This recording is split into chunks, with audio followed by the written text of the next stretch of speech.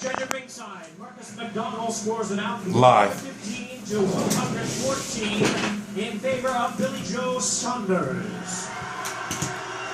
Judge at ringside, Phil Edwards sees it 116 to 113 in favor of Chris Eubank Jr.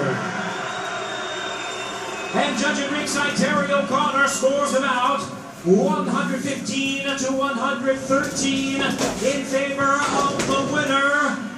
He is still undefeated and still the British, European, and Commonwealth Middleweight Champion, Billy Joe Saunders. Saunders gets his dream of result. Eubank shakes his head, a little disconsolately.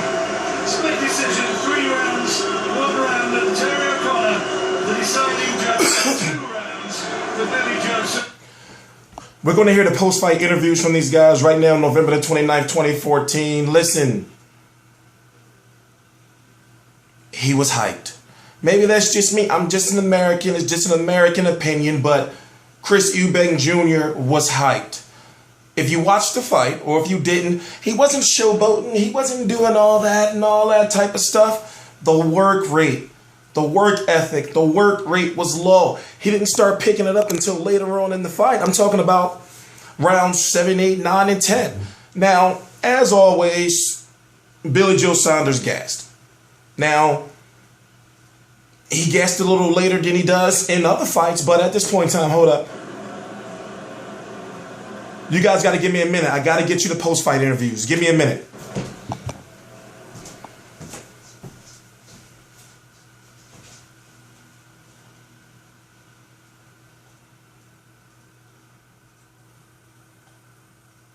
Oh, by the way, please subscribe.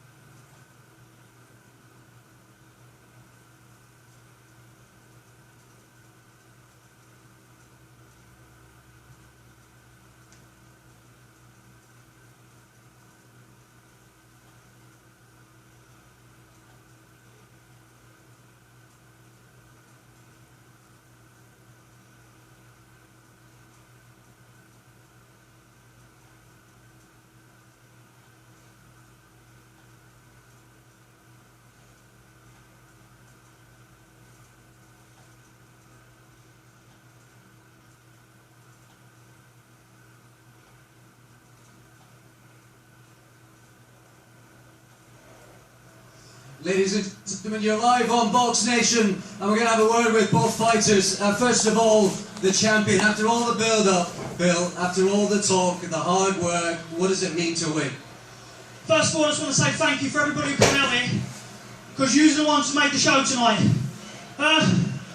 Listen, fair play to Chris Eubank Jr.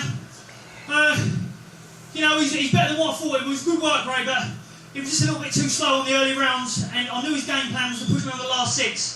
So, you know, I think I was in front to maybe 6 and 7.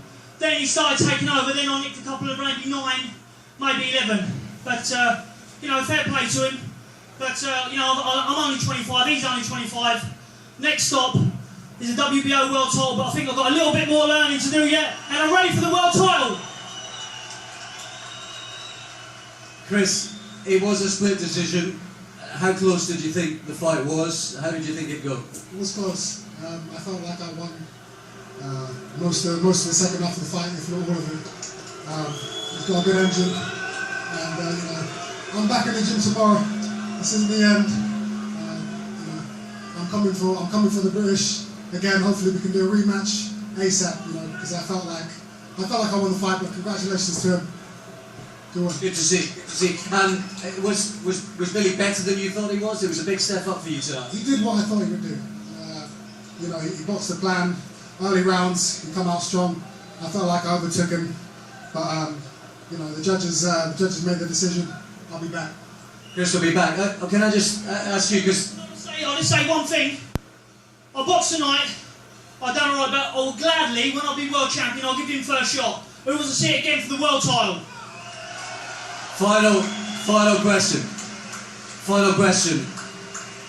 Tonight you were defending that beautiful Lonsdale belt for the 3rd time. The first traveller ever to own a long steel belt. How does that feel? Well, Dad, I was about to say, my dad's here. That British belt I've won it outright, that's my dad's Christmas present. He's always wanted one. If it wasn't for him, I still wouldn't be in boxing, so that's ease. Show this to the camera, it's an absolute beauty. Well done, your appreciation please for both fighters. You know, Eubank Jr. fell into one of those categories of, well, if he can't knock you out, then what does he do? I'm T-Street Controversy live at Real Combat Media, and I cover every single major fight live. I'm watching, I'm saying, okay, all right. If you have been watching him, he's fought 5 times this year. This is his 6th fight.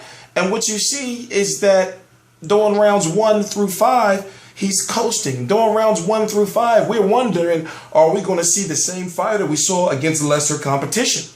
So, don't get me wrong. Chris Eubank is not nowhere near a world-class athlete or world-class fighter, but he's got a lot of buzz around him to the point where this fight could have actually been the main event. Shout out to Abe, by the way. I'm not going to say your last name, but I was right.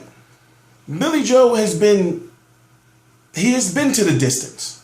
Fighters get tired as they go to the distance. But let me point out what Billy Joe, listen, he got called French's chin.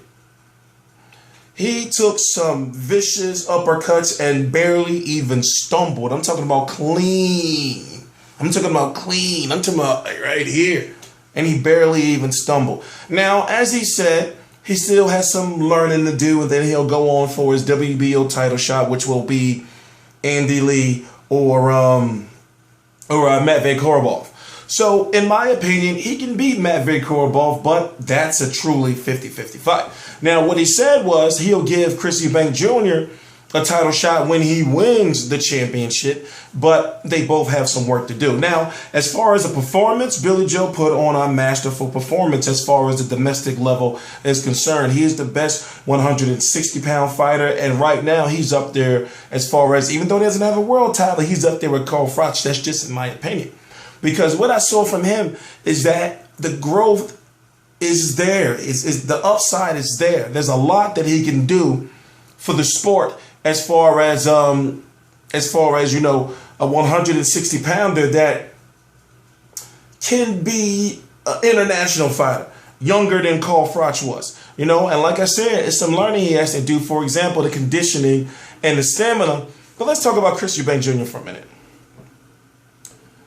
There was so much hype around this guy, and don't get me wrong, it was a split decision for a reason, because depending on how you looked at the fight, you could see all these power shots, especially these those uppercuts that Billy Joe was taking. And you can also look at the fact that Billy Joe was pretty much dominating with his jab. And you can look at, you know, when it comes to the most meaningful punches, Eubank Jr., but later on in the fight. Now, me personally, I had it 8 rounds to 4.